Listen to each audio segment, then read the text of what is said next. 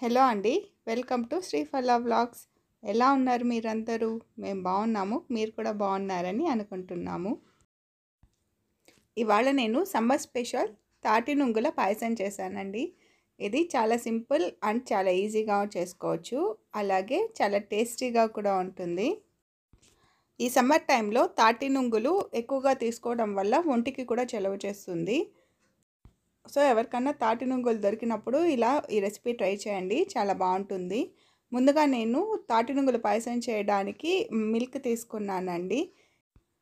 ఇక్కడ నేను 200 ml దాకా మిల్క్ తీసుకున్నానండి. ఈ పాలను బాగా ఉడికించాలండి. ఇలా పొంగు వస్తూ ఉంటుంది కదండి, అప్పుడు కలుపుతూ దీన్ని ఒక 3 నుంచి 4 సార్లు పొంగు వచ్చే వరకు దీన్ని బాగా ఉడికించాలి. అలా ఉడికించినప్పుడు పాలు కొద్దిగా గట్టి అవుతుందండి. కొంచెం గట్టయ్యే వరకు పాలని ఉడికించాలి. లేకపోతే అందాజుగా ఒక 3 నుంచి 4 పొంగులు వచ్చే వరకు ఉడికిస్తే సరిపోతుందండి. అది ఉడికే లోపల నేను ఈ తాటి నుంగులని దానిపైన పొట్టు తీసేసి దాన్ని చిన్న చిన్న పీసెస్గా కట్ చేసుకున్నానండి. ఇక్కడ నేను 10 తాటి నుంగులు తీసుకున్నాను. అందులో 5 ఏమో ఇలా పీసెస్గా కట్ చేసి ఉంచుకున్నానండి. మిగిలిన 5ని నేను పేస్ట్ చేస్తాను. తాటి నుంగులు లేతగా ఉన్నవి తీసుకుంటే చాలా బాగుంటుందండి. ఈ తాటి నుంగుల్లో విటమిన్స్, మినరల్స్, ఫైబర్స్ అధికంగా ఉంటుంది.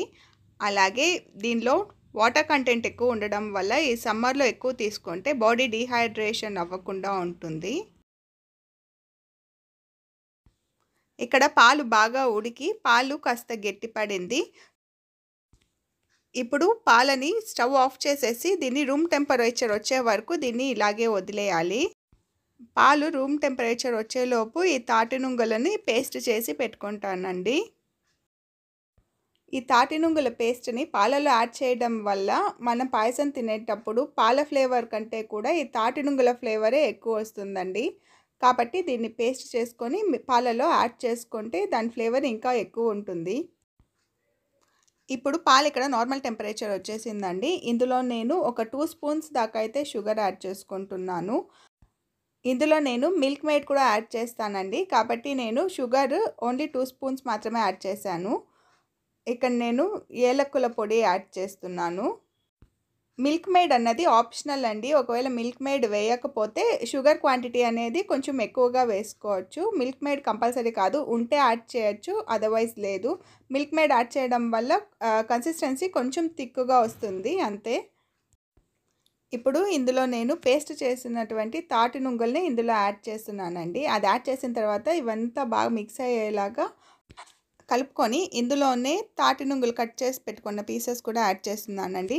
ఈ ప్రాసెస్ అంతా కూడా చేసేటప్పుడు స్టవ్ ఆఫ్లోనే ఉందండి. ఒకసారి స్టవ్ ఆన్ చేసి పాలు థిక్ అయ్యే వరకు కాచుకున్న తర్వాత స్టవ్ ఆఫ్ చేసి అది రూమ్ టెంపరేచర్కి వచ్చిన తర్వాతే మిగిలిన ప్రాసెస్ అంతా చేయాలండి. ఇక్కడెక్కడ స్టవ్ ఆన్ చేయలేదు. ఇందులో నేను ఒక 1/2 కప్ దాకా మిల్క్ మేడ్ యాడ్ చేస్తున్నాను. మిల్క్ మేడ్ యాడ్ చేసిన తర్వాత వీటిని బాగా మిక్స్ చేసుకోవాలండి. దీన్ని మళ్ళీ హీట్ చేయడం ఏం లేదండి. ఒకసారి పాలు కాగిన దాంట్లోనే ఫుల్ ప్రాసెస్ అయిపోతుంది. ఫైనలీ దీన్ని డ్రై ఫ్రూట్స్తో గార్నిష్ చేశాను. ఇది నార్మల్ టెంపరేచర్లో తినడం కంటే కూడా ఫ్రిడ్జ్లో పెట్టుకొని కూల్ అయిన తర్వాత తింటే ఇంకా చాలా బాగుంటుంది. మీరు తప్పకుండా ట్రై చేయండి. అలాగే ఎలా వచ్చిందో కామెంట్ సెక్షన్లో చెప్పండి.